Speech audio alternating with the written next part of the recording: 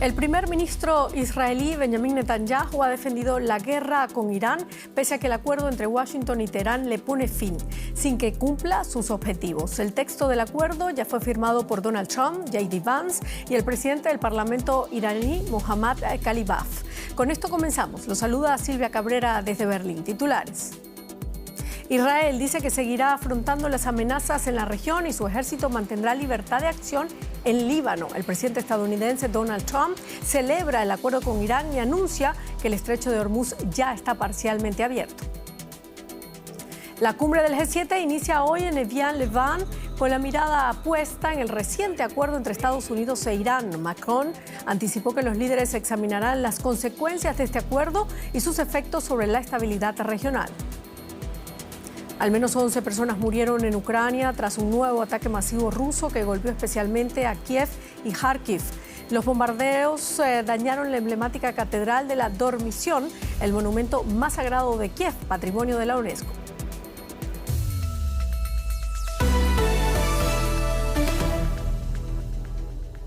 Estados Unidos e Irán se preparan para firmar el viernes el acuerdo de paz alcanzado con la mediación de Pakistán que permitirá el desbloqueo del estrecho de Hormuz. Aún no se ha publicado el texto, pero J.D. Vance lo describe como un marco amplio que deja los detalles para que se definan en futuras negociaciones técnicas.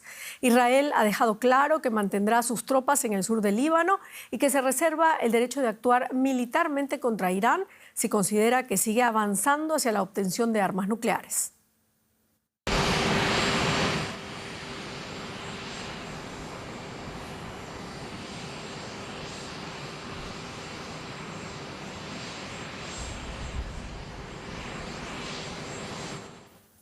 Israel confirmó que mantendrá sus tropas en el sur del Líbano pese al acuerdo entre Estados Unidos e Irán. Maya Siminovich en Tel Aviv.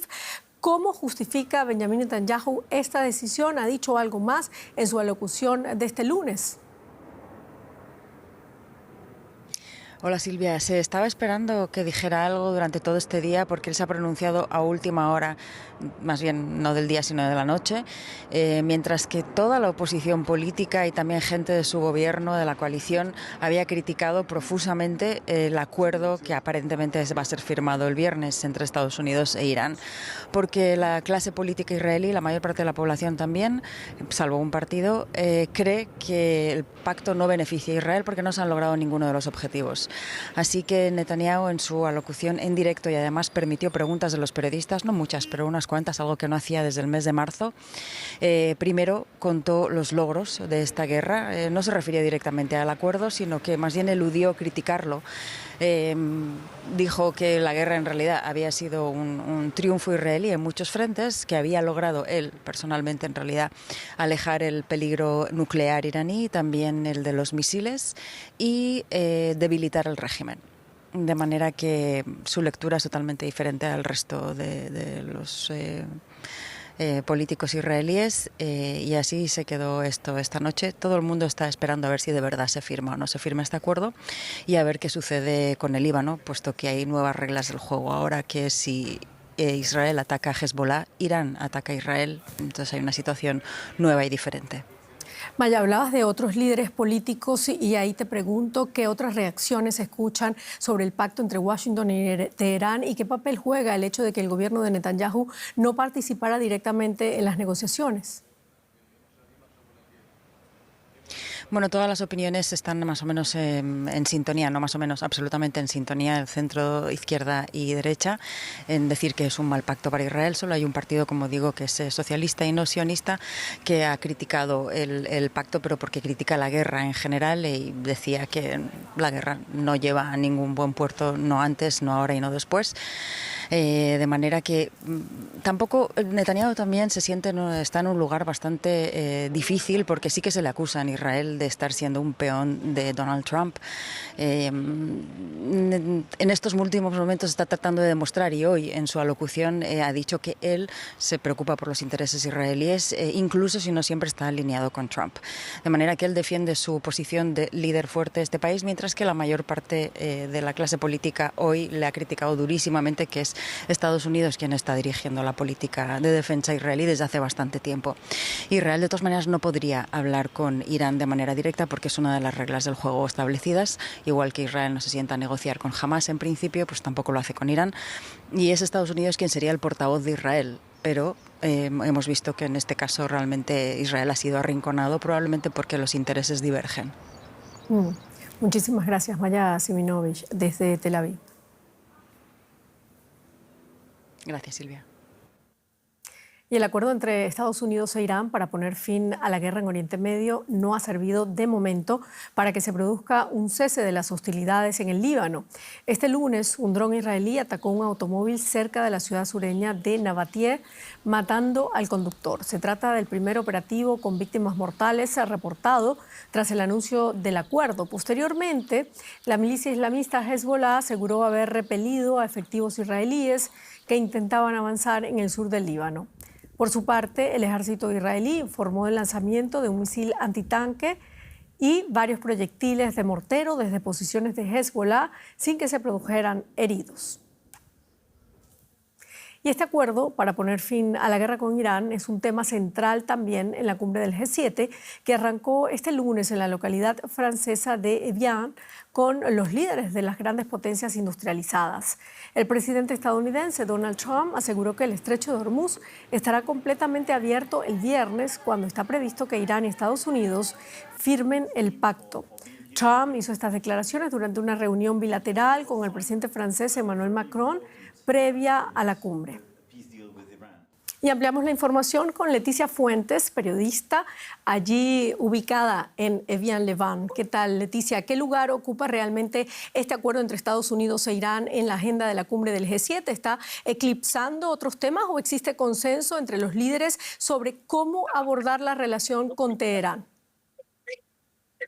Hola, ¿qué tal? Pues sí, ese acuerdo entre Estados Unidos y Irán está marcando esta cumbre del G7. Tal es así que el presidente Emmanuel Macron, anfitrión de esta cumbre, horas antes de que empezase el encuentro, ofreció una entrevista para la cadena pública francesa en el que felicitó a ambas partes, pero se mostró cauteloso sobre cómo se abrirá ese estrecho de Hormuz, qué consecuencias tendrá para los mercados y cómo será para el resto de países esa apertura. Sin embargo, todos los ojos estaban puestos, sobre todo aquí en el centro de prensa de Evian, en el protagonista del día, Donald Trump, que decidía romper su silencio después de firmar ese acuerdo aquí en Evian. Lo ha hecho de forma muy clara, afirmando que este viernes el estrecho de Hormuz estará abierto por completo y que Irán jamás tendrá un arma nuclear. En estos momentos los líderes se encuentran reunidos cenando y pronto se irán a los hoteles a descansar porque mañana es el gran día en esta cumbre. Estaremos pendientes, por supuesto. Mientras tanto, hablemos de Ursula von der Leyen, que ha dejado claro que la firma de un acuerdo no va a bastar para levantar las sanciones europeas. ¿Qué condiciones concretas, Leticia, está planteando la Unión Europea y qué diferencias existen entre la posición europea y la estadounidense respecto a Irán? Bueno, pues las principales diferencias entre la posición estadounidense y la posición europea es principalmente que Estados Unidos busca un aspecto mucho más geopolítico y sobre todo utilizar las sanciones como una medida de presión sobre Irán. Sin embargo, la posición europea es mucho más estratégica. Quieren ir más allá de ese acuerdo, quieren ver cambios reales, como bien decía Ursula von der Leyen y también decía esta mañana Emmanuel Macron. Quieren ver cómo se abre ese estrecho de Hormuz, bajo qué garantías y cómo va a afectar a los mercados. Y sobre todo, aparte de acabar con las hostilidades en la región, también acabar con esas hostilidades y esa vulneración de los derechos humanos por parte de Irán. También Europa pide una supervisión del programa nuclear iraní. Muchísimas gracias, Leticia Fuentes, en Evian-le-Bain. Y Rusia lanzó en la madrugada de este lunes un ataque masivo contra Ucrania. Al menos 10 personas murieron en Kiev y Kharkiv. Los bombardeos causaron incendios en varios puntos de la capital y dañaron la Catedral de la Dormición, ubicada en el histórico Monasterio de las Cuevas de Kiev, declarado Patrimonio Mundial de la UNESCO. Según las autoridades ucranianas, Rusia lanzó más de 600 drones y 70 misiles contra el país. En Kharkiv, 5 rescatistas murieron mientras combatían incendios provocados por los bombardeos. Al mismo tiempo, Ucrania lanzó drones contra territorio ruso. Moscú informó de 3 civiles muertos y daños materiales en varias regiones del país. De cara a la cumbre del G7, el presidente Volodymyr Zelensky pide más presión sobre el Kremlin y más apoyo para la defensa aérea ucraniana. Analizamos el tema ahora con Ricardo Marquina en Tallinn, Estonia. Ricardo, la magnitud del último ataque ruso en Ucrania ha sido especialmente llamativa, con cientos de drones, decenas de misiles lanzados en una sola noche, en la madrugada. ¿Cómo explica Rusia esta escalada y qué objetivos militares asegura haber perseguido? Buenas noches desde el Báltico. Bueno, Moscú dice que este ataque y los anteriores son la respuesta a lo que Rusia denomina ataques terroristas. Esto es la sistemática campaña ucraniana contra las instalaciones petroleras dentro de Rusia. Esos ataques que hemos visto durante estos últimos meses. Dice Moscú que todos los objetivos militares de esta noche han sido alcanzados. No dice cuáles, dice que han sido todos alcanzados, pero a nadie se le escapa que todo esto ha quedado eclipsado por ese ataque sobre el monasterio de las Cuevas, centro de la ortodoxia no solo ucraniana, sino también rusa y de todo el mundo eslavo. Es algo así como bombardear el centro de Roma, el Vaticano, porque tiene una importancia sumamente grande para todos los cristianos ortodoxos. Rusia niega que hayan sido ellos, dicen que es un misil ucraniano, un Patriot estadounidense en manos de Ucrania que habría caído sobre esta catedral, pese a las pruebas presentadas por Kiev.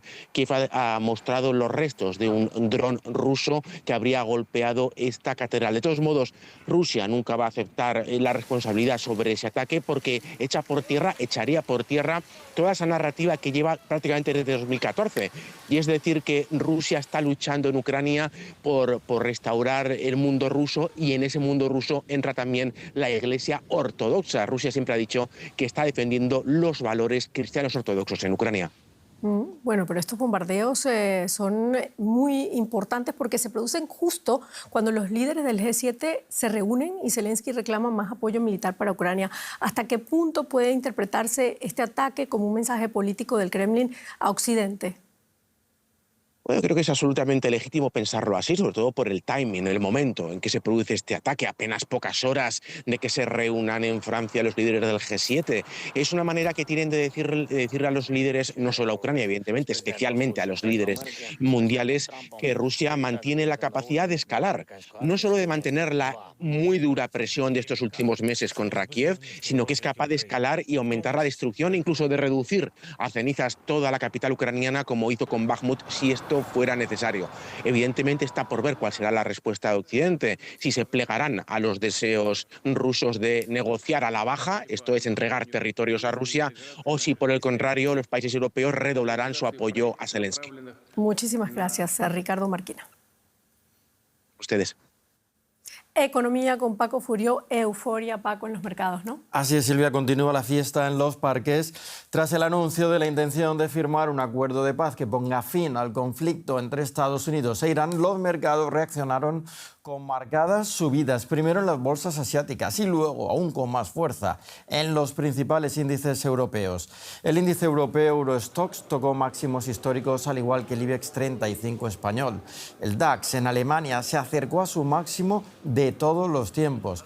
Esto se produjo mientras el mercado observa una marcada caída en el precio del petróleo y un repunte del euro frente al dólar, que fue el activo refugio más buscado en los momentos de tensión.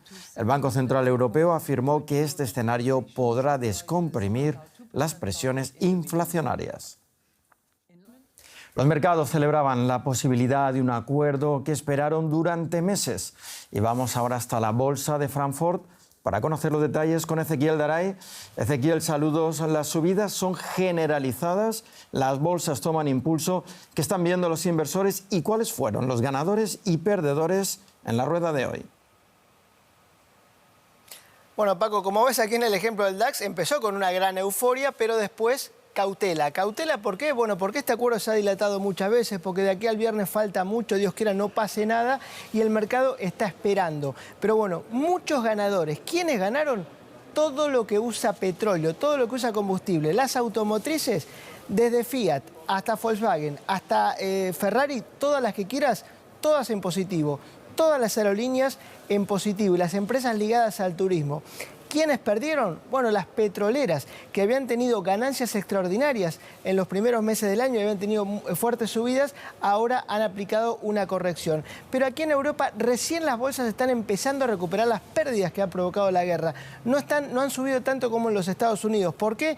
Porque no tienen el sector tecnológico tan fuerte en la bolsa que ha sostenido los Estados Unidos y no tienen petróleo. Entonces el conflicto obviamente le ha pegado mucho más fuerte a las bolsas europeas que a las de los Estados Unidos. El petróleo cayó y es una gran noticia para Europa. ¿Hay margen para que se cumpla la profecía de Trump y el precio se desplome como una roca? Bueno, el precio se desplomó, no tanto como dice Trump, que va a llegar a más bajo de los niveles preguerra. ¿Por qué? Porque las reservas están muy bajas. Recordemos que liberaron reservas para controlar el precio. Hay que salir a comprar petróleo ahora para reponerlas, porque la producción en el Golfo, recién bien entrado 2027, va a comenzar a ser normal. ¿Y qué va a pasar con los combustibles? Bueno, los combustibles van a tardar un poco más en bajar, porque lo que estamos viendo que cae es el futuro del petróleo. El precio actual del petróleo está todavía alto y es el precio al que han comprado el combustible que nos están vendiendo hoy. Sí va a servir, como decía Lagarde, para controlar la inflación, porque este efecto ya fue moderado y cuando termine los efectos de segunda ronda, es decir, que se traslade a otros sectores los aumentos del precio del combustible, el efecto quedará terminado. Muchas gracias, Ezequiel, desde Frankfurt. Y nos vamos ahora al otro lado del Atlántico para saber cómo ha llegado este memorando de entendimiento a Wall Street. Ana Nieto, cuéntanos. Pues los mercados quieren paz, al precio que sea. A los inversores hoy les ha dado bastante igual la falta de detalles de las bases de negociación que se extenderá a los 60 días. Y la esperanza de la normalización en el estrecho es más fuerte que la fragilidad del momento. El Dow marcó un récord después de subir un 0,9%, el S&P 500 avanzó un 1,6% y el Nasdaq un 3,1%. También los precios de materias primas como el aluminio se han unido al del petróleo para ir a la baja, por más que la región vaya a necesitar meses para arreglar su infraestructura y normalizar el comercio. Las navieras aún están mostrando importante cautela, dado que tienen unos 500 barcos varados ante el estrecho y quieren garantías de navegación. La euforia de los mercados de acciones y de materias primas contrasta, no obstante, con el conservador de los bonos del Tesoro, porque no se espera que haya un retroceso ni mágico ni rápido de la inflación. Con todo, hay una mayor tranquilidad porque había una urgencia de paz desde el punto de vista económico, dada la inflación, la crisis económica que se ha provocado y dado que las reservas de petróleo de Estados Unidos en particular están a sus niveles más bajos en los últimos 43 años, era muy complicado seguir manteniendo el precio del barril por debajo de los $100. Y uno de los grandes motores de las subidas de los mercados es la IA. Pero en este terreno hay novedades que complican la situación a una de las grandes empresas del sector, Anthropic. ¿Qué está pasando? Así es, Anthropic aún no ha salido a bolsa, se espera que lo haga en otoño, pero de momento ha chocado de nuevo con el gobierno. El pasado viernes, y después de que Amazon, que es tanto cliente como inversor de Anthropic, notificara al gobierno su preocupación por los riesgos de seguridad en dos de los modelos más avanzados de Anthropic, el gobierno obligó a desactivar dos de ellos, el Fable 5 y el Mythos 5.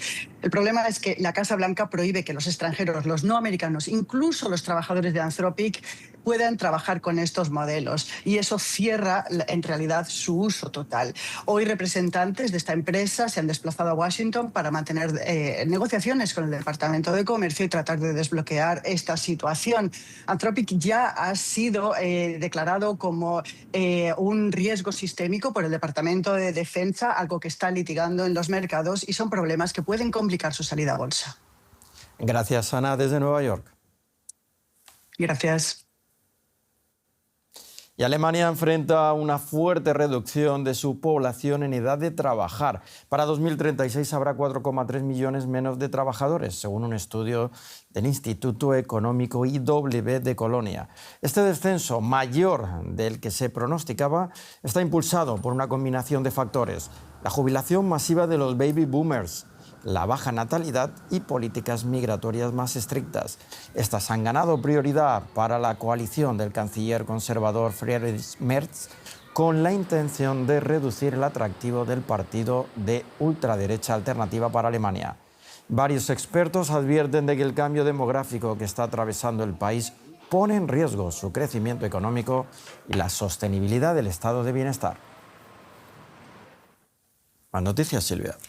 Paco, nos vamos ahora a Reino Unido porque hay novedades. Se prohibirá el acceso a las redes sociales a los menores de 16 años.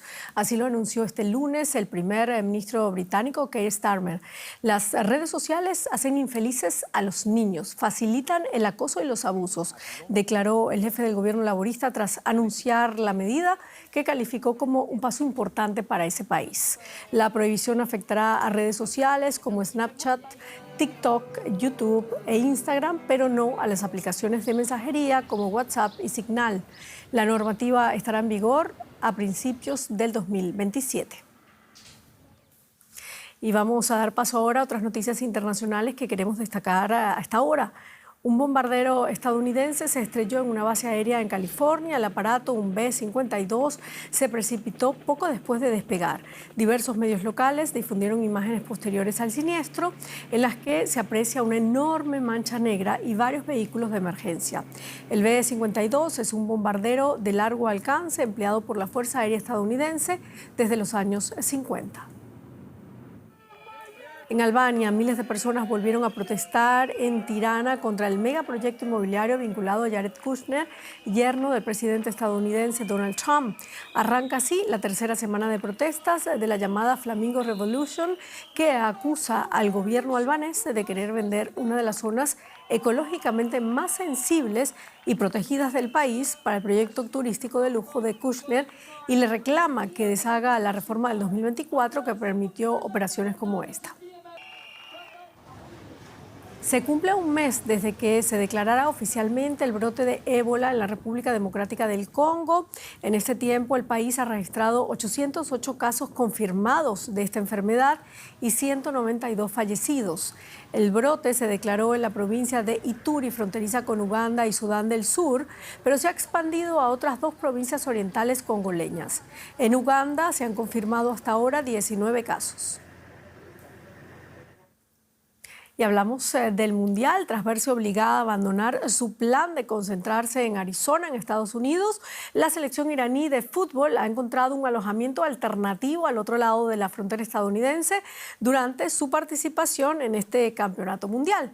Muchos habitantes de Tijuana se sienten orgullosos de que su ciudad acoja a un combinado nacional y así poder participar aún más de cerca de la pasión mundialista. En este hotel de México se aloja el seleccionado de Irán. Por eso las medidas de seguridad son especialmente estrictas. La crisis geopolítica ha afectado a la participación en el Mundial de Fútbol del combinado iraní, que se ha visto obligado a establecer su concentración en Tijuana. Irán es algo porque ellos están aquí con nosotros, se van al Mundial y se regresan. Es como si fuera nuestro equipo y ojalá que Irán llegue a la siguiente fase para hacer historia juntos. Anselmo Casanova, residente de esta ciudad a la que ahora llama Tijuana, no es el único que quiere dar la bienvenida a estos sorpresivos invitados. El capitán de la selección, Ehsan Haisafi, se acercó para agradecerles su apoyo a los reunidos frente al hotel, que celebraron el gesto del futbolista. Ahorita lo que está pasando en Irán hay mucho en común porque conozco amigos iraníes que radican en Tijuana. Y la verdad son personas sencillas, honestas, trabajadoras. Una descripción de la diáspora iraní que se le puede aplicar a Said Asadi, propietario de un restaurante persa en la vecina Rosarito. También él recibió con alegría la noticia de que la selección de su país se encuentre a pocos kilómetros. Por supuesto, me alegró mucho la clasificación del equipo iraní para el Mundial. Después me enteré de que tenía que establecer su base en Tijuana por diferentes problemas con los visados para entrar a Estados Unidos. Eso me hizo especial ilusión, porque así están alojados muy cerca de donde yo vivo. Una situación realmente extraordinaria. Sin embargo, Said no quiere mezclar las circunstancias políticas con el torneo. Tras meses de incertidumbre, finalmente Irán pudo asegurar su participación en el Campeonato del Mundo y él podrá disfrutar viendo sus partidos. No hay que olvidar que se trata de la selección nacional de Irán y que representa a muchos iraníes dentro y fuera del país. Me gustaría ir a verlos al hotel y, si se da la oportunidad, invitarlos a comer. Esto puede resultar difícil por la seguridad que rodea al equipo, al que la Guardia Nacional Mexicana acompaña en todo momento, reduciendo su contacto con el exterior al mínimo. Aunque en una ciudad a la sombra de la blindada frontera estadounidense, las restricciones son algo familiar. Los residentes de Tijuana están contentos por haberse convertido en algo parecido a una sede del Mundial, como Anselmo, para quien la visita de la selección de Irán es un sueño hecho realidad.